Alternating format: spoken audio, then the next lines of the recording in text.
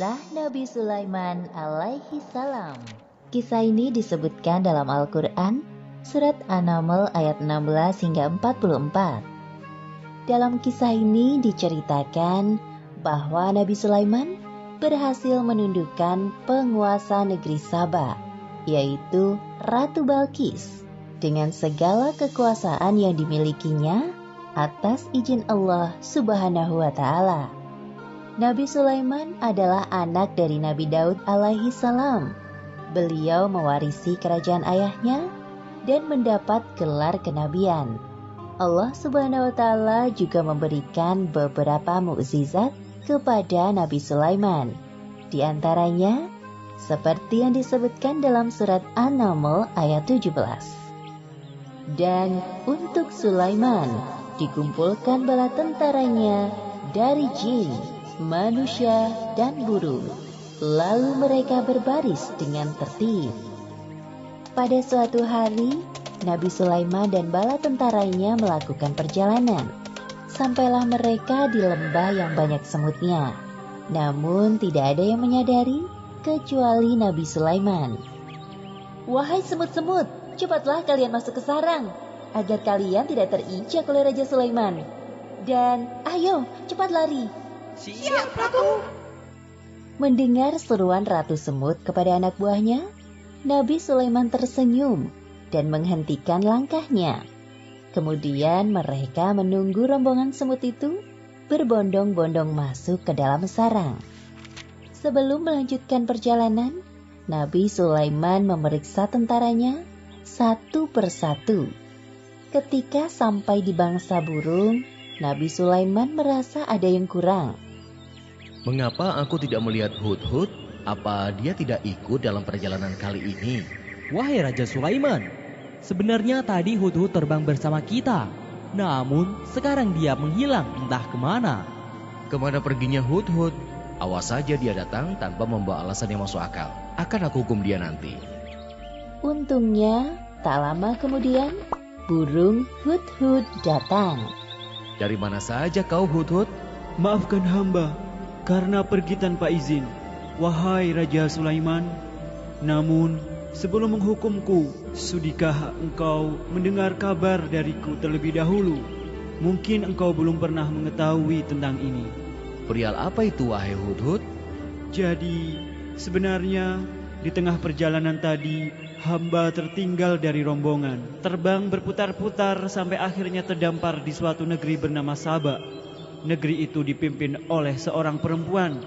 Namun sayangnya, hamba melihat ratu dan kaumnya sedang menyembah matahari, bukan Allah Subhanahu wa Ta'ala." "Apakah perkataanmu ini dapat aku percaya?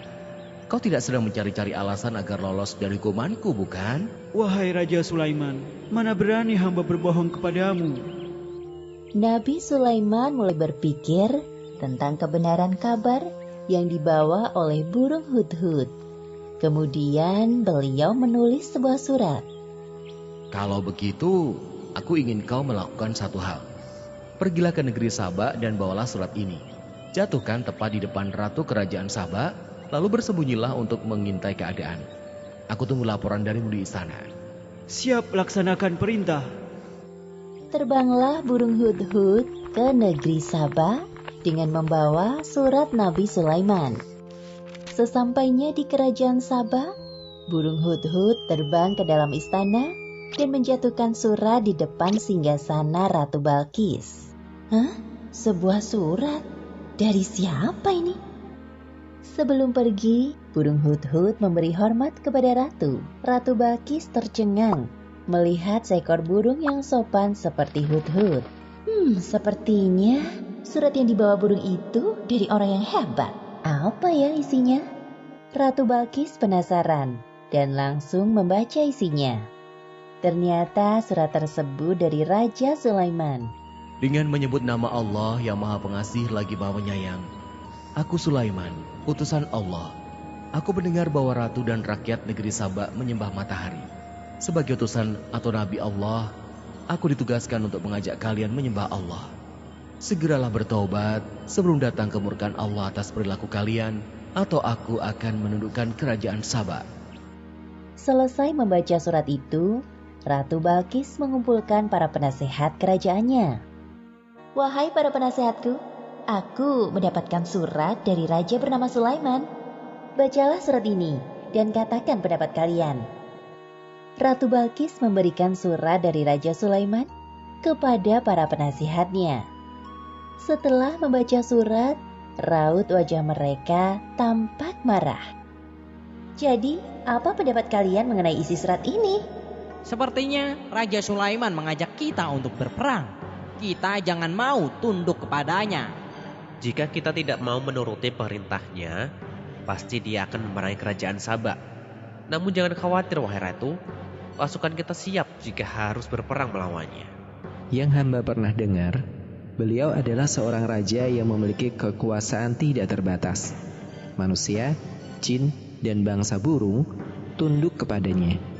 Semua keputusan kami serahkan kepadamu, wahai Ratu Balkis. Ratu Balkis mulai berpikir bagaimana cara menghadapi Raja Sulaiman. Ia tidak mau bertindak gegabah, apalagi musuhnya kali ini bukan orang sembarangan. Wahai penasehat, aku ada ide. Besok aku akan mengirimkan hadiah yang banyak dan mewah untuk Raja Sulaiman. Kita lihat tanggapannya. Siapa tahu beliau berubah pikiran. Keesokan harinya, utusan Ratu Balkis berangkat menuju istana Raja Sulaiman di Palestina sambil membawa hadiah yang banyak dan mewah. Sesampainya para utusan Ratu Balkis di hadapan Raja Sulaiman, Aku tidak perlu semua hadiah-hadiah ini. Apa yang Allah SWT berikan kepadaku lebih dari semua ini. Pulanglah kalian, katakan kepada Ratu Balkis, apabila dia dan rakyat Sabak tidak mau menyembah Allah, maka aku dan bala tentaraku akan menghancurkan kalian. Baik, wahai Raja Sulaiman, akan kami sampaikan pesanmu kepada Ratu kami. kedua utusan itu pulang ke negerinya dengan perasaan sedih dan takut. Mereka segera melaporkan apa yang terjadi dan pesan dari Raja Sulaiman. Kemudian, Ratu Balkis mencari cara lain untuk menghadapi Raja Sulaiman. Jika nekat berperang, jelas pasukannya akan kalah telak. Wahai para penasehatku, siapkan pengawal untukku. Aku harus turun tangan langsung kali ini untuk menemui Raja Sulaiman. Siap, wahai Ratu. Tak jauh dari istana, tampak burung hut-hut mendengar percakapan mereka. Ia segera terbang ke Palestina untuk melaporkan apa yang didengarnya kepada Raja Sulaiman. Nabi Sulaiman mendapat laporan dari burung hut-hut dan segera menyiapkan sebuah rencana untuk menyambut Ratu Balkis. Wahai para penasihat kerajaanku, siapakah di antara kalian yang sanggup membawa singgasana Ratu Balkis ke hadapanku? Hamba bisa melakukannya, wahai Raja Sulaiman. Seberapa cepat kau bisa melakukannya?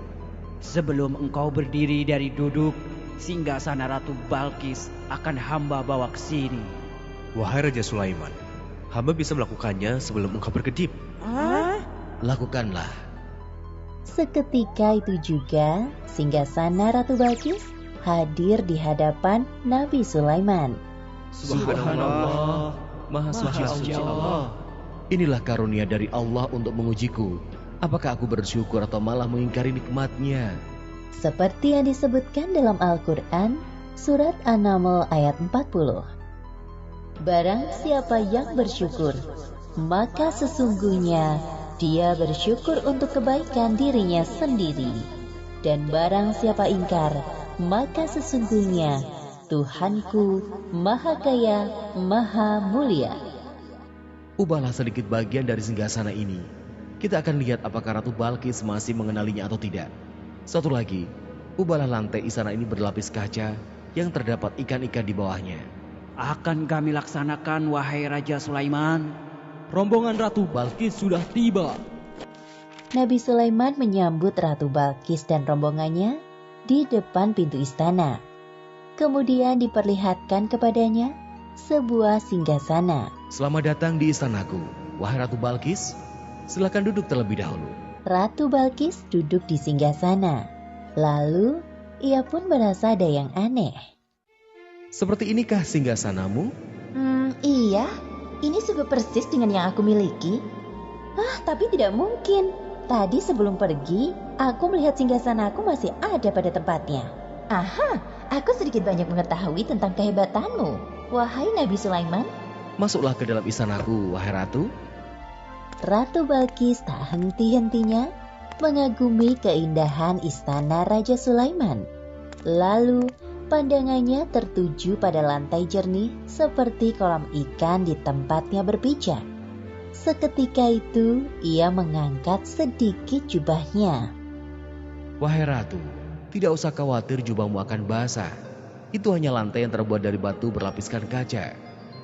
Benar juga. Wah, semuanya ini sungguh indah sekali. Ratu Balkis benar-benar terpesona dengan keindahan dan kekuasaan yang dimiliki oleh Raja Sulaiman. Dalam hatinya ia merasa tidak ada apa-apanya dibandingkan Raja Sulaiman. Sesungguhnya, semua yang aku miliki adalah pemberian dari Tuhan pencipta alam semesta. Dialah Allah Subhanahu wa Ta'ala. Ya Allah, sungguh selama ini hamba telah berbuat zolim. Maafkan hamba. Mulai saat ini hamba berserah diri kepadamu, Tuhan pencipta alam semesta. Demikianlah akhir kisah Nabi Sulaiman alaihi salam. Beberapa pelajaran yang dapat kita ambil dari kisah ini, diantaranya, pertama, hendaknya kita bersikap rendah hati dengan segala kehebatan yang dimiliki, seperti sikap yang dicontohkan oleh Nabi Sulaiman.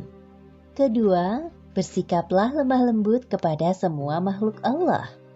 Dan ketiga, hendaknya kita selalu bersyukur atas karunia yang diberikan Allah dengan cara mengingatnya. Karena semua yang diberikan Allah kepada kita adalah titipan yang kelak akan dimintai pertanggungjawaban di akhirat. Wallahu a'lam bishawab.